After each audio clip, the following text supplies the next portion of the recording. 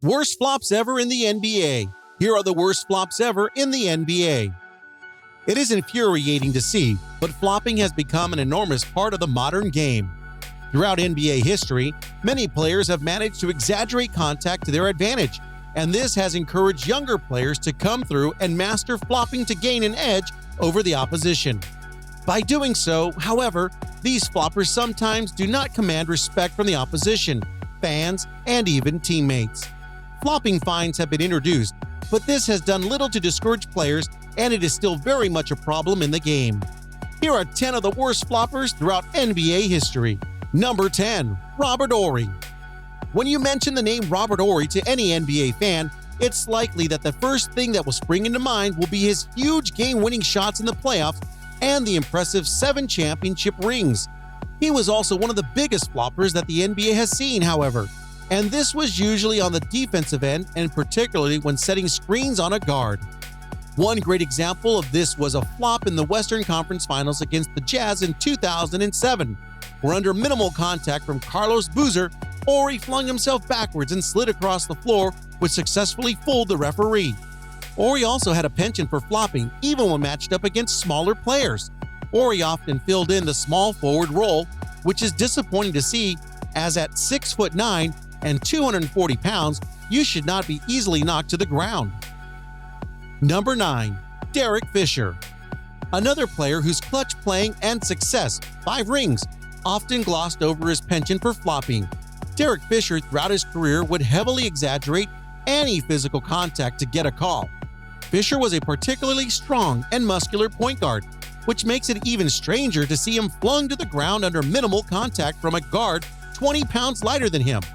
Of course, Fisher also had no problem initiating contact with his opponent as well, but if they were to initiate any contact, then he would theatrically fall to the floor. This made him an infuriating player to play against, particularly because he was an experienced veteran who knew exactly what he was doing and had mastered the art over a very successful 18-year career. Although this was not an attractive side to his game, Fisher still commands the utmost respect because of his experience. Number 8. Karl Malone. On the offensive end, Karl Malone was a bruising player who seemed to thrive on getting physical and barraging through defenders, and he had the frame to do this with ease. This helped him to score the second most points in NBA history, plus playing with John Stockton. But strangely, it was a completely different case on the other end of the floor. While playing defense, it was a common sight to see Malone rolling around on the floor and complaining about the physical play to the referee.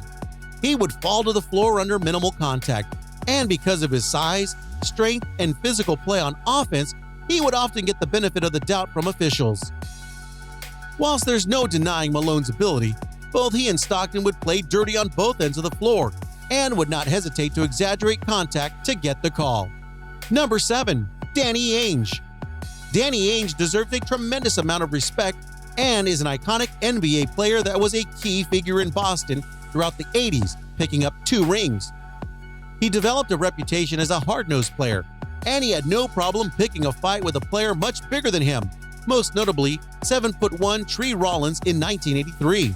Although he was known as a hard-nosed player, he was also frustrating because he would constantly complain to referees about calls not going his way. This ensured that the refs kept a close eye on him, and this is when he would begin to flop theatrically under the smallest amount of contact, usually on the offensive end. Flopping was not a huge problem in the game at this time, and consequently every player on this list will have learnt from Ainge and seen how he would exaggerate contact to his advantage. Number 6. Shane Battier. Earlier in his career, Shane Battier was known as an elite defender and a player with high basketball IQ. Sadly, towards the end of his career, most notably at Miami, Battier's role was to step in front of those attacking the basket to draw offensive fouls.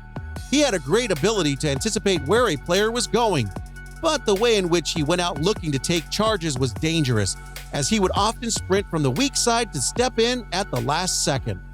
This is a reckless way to play, and it's surprising that nobody was injured in any of these incidents. He would also greatly exaggerate contact later in his career, and most appearances would see him spend more time flat out on his back than on his feet. Unfortunately, this lost him a lot of respect. Number 5. Reggie Miller.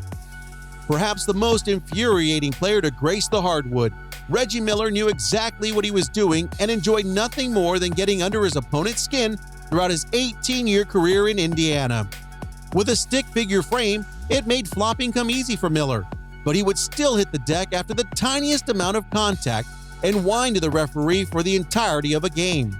One of the biggest problems in today's games is three-point shooters sticking out their legs on shots or faking contact to attempt four-point plays or to get 3 free throws, and this was a classic Miller move.